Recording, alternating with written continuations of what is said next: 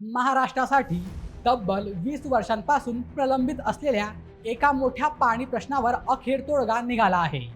अनेक वर्षांपासून सुरू असलेला नर्मदा पाणी वाटपाच्या वादावर आता 4 राज्यांमध्ये एकमत झालं असून महाराष्ट्राला त्याच्या हक्काच्या पाण्याच्या वाटा मिळण्याचा मार्ग मोकळा झाला आहे. मुख्यमंत्री देवेंद्र फडणवीस यांनी याला ऐतिहासिक निर्णय म्हटला आहे. पण हा निर्णय नेमका आहे तरी काय? महाराष्ट्राला किती पाणी मिळणार आणि त्याच्या राज्याला नेमका काय फायदा होणार, हे आज आपण व्हिडिओमध्ये सोप्या भाषेत समजून घेणार आहोत. तर मित्रांनो, नर्मदा नदी प्रकल्पासंदर्भात महाराष्ट्र, गुजरात, मध्य प्रदेश आणि राजस्थान या 4 राज्यांमध्ये अनेक वर्षांपासून विविध मुद्द्यांवर मतभेद होते. त्यामुळे महाराष्ट्राला नर्मदा प्रकल्पातून मिळणाऱ्या हक्काच्या पाण्याचा पूर्ण लाभ मिळत नव्हता. मात्र आता केंद्रीय गृहमंत्री अमित शहा यांच्या उपस्थितीत झालेल्या बैठकीत या वादावर महत्त्वपूर्ण तोडगा निघाला आहे. या निर्णयानुसार महाराष्ट्राला 10 TMC पाणी मिळण्याचा मार्ग मोकळा झाला आहे.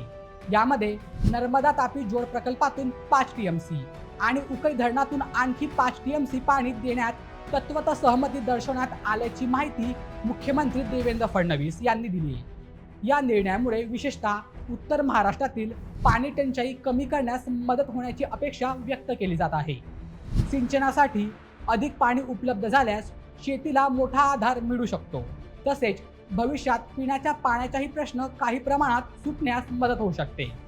मुख्यमंत्री फडणवीस यांनी सांगितलंय की महाराष्ट्राला नर्मदा प्रकल्पातून विजेचा लाभ मिळत होता, मात्र पाण्याच्या हक्काचा वाटा अनेक वर्षांपासून प्रत्यक्षात मिळत नव्हता.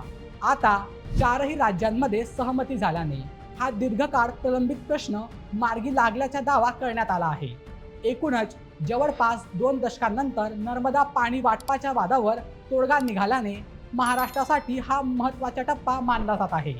मात्र या निर्णयाची प्रत्यक्ष अंमलबजावणी किती वेगाने होते आणि त्याचा फायदा राज्यातील नागरिक व शेतकऱ्यांपर्यंत किती प्रभावीपणे पोहोचतो, हे येणाऱ्या काळात स्पष्ट होईल. तर मित्रांनो, या निर्णयाबद्दल तुम्हाला काय वाटतं? तुमचं मत कमेंटमध्ये नक्की सांगा आणि अशा व्हिडिओसाठी आपल्या बोलेमेटच्या YouTube चॅनलला सबस्क्राईब करायला विसरू नका. धन्यवाद.